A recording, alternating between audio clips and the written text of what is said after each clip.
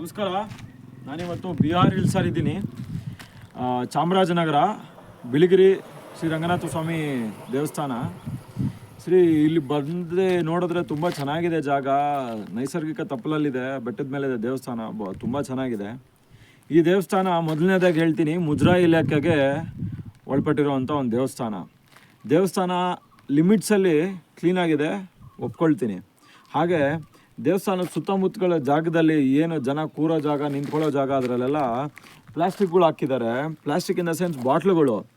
ಏನು ಶೋಕಿಗೆ ಬರ್ತೀರಾ ನೀವು ಇಲ್ಲಿಗೆಲ್ಲ? ತಲೆಯಲ್ಲಿ ಒಂದೇ ಒಂದು ಚೂರು ಬುದ್ಧಿ ಇಲ್ವಾ? ಓದಿರೋರಾಗಲಿ ಓದಿರೋರ ಮನೆಗಳಲ್ಲಿ ನೀವು ಪ್ಲಾಸ್ಟಿಕ್ಗಳನ್ನೆಲ್ಲ ಹಾಕ್ಕೊಂಡು, ಕಸನೆಲ್ಲ ಹಾಕ್ಕೊಂಡು ಜೀವನ ಮಾಡ್ತೀರಾ? ಓದಿರೋರಾಗಲಿ ಡಿಫ್ರೆನ್ಸ್ ಬರೋಲ್ಲ. ನಮ್ಮ ದೇಶ ಅನ್ನೋದು ಬರಬೇಕು ನಿಮಗೆ. ಬನ್ನಿ ತೋರಿಸ್ತೀನಿ. ಇಲ್ಲಿ ಯಾರು ಕ್ಲೀನ್ ಮಾಡ್ತಾರೆ? ಇಂಥ ಹಳ್ಳದಲ್ಲಿ ಹೋಗ್ಬಿಟ್ಟು ಯಾವನ್ ಕ್ಲೀನ್ ಮಾಡ್ತಾನೆ? ಅಲ್ಲಿ ನೋಡಿ ಅಷ್ಟು ಬಾಟ್ಲುಗಳಿದೆ. ಯಾವ ನನ್ನ ಮಗ ಬಂದು ಕ್ಲೀನ್ ಮಾಡ್ತಾನೆ ಇಲ್ಲಿ? ನಿಮ್ಮ ಅಪ್ಪ ಬರ್ತಾರಾ? ನಿಮ್ಮ ತಾತ ಬರ್ತಾರಾ?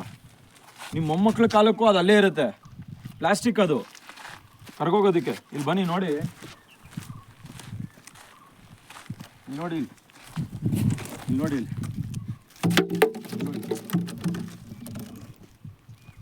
ಬನ್ನಿ ಸ್ವಲ್ಪ ಹತ್ರ ಬಂದು ನೋಡಿ. ಇಲ್ಲಿ ನೋಡಿ. ಸೊ ಇವ್ನು ನೀರು ಕುಡಿದೇ ಇದ್ರೆ ಸತ್ತೇ ಹೋಗ್ಬಿಡ್ತಾನೆ.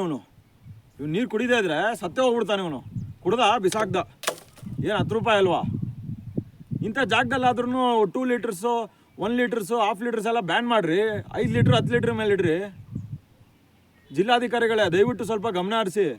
ಮುಜರಾಯಿ ಇಲಾಖೆ ಕ್ಲೀನ್ ಮಾಡಿಸ್ರಿ ಇದನ್ನೆಲ್ಲ. ಲಕ್ಷ ನಮ್ಮ ದೇವಸ್ಥಾನದಿಂದ ತೊಗೊಳ್ತೀರಲ್ಲ, ಏನು ಮಾಡ್ತಾ ಇದ್ದೀರಾ?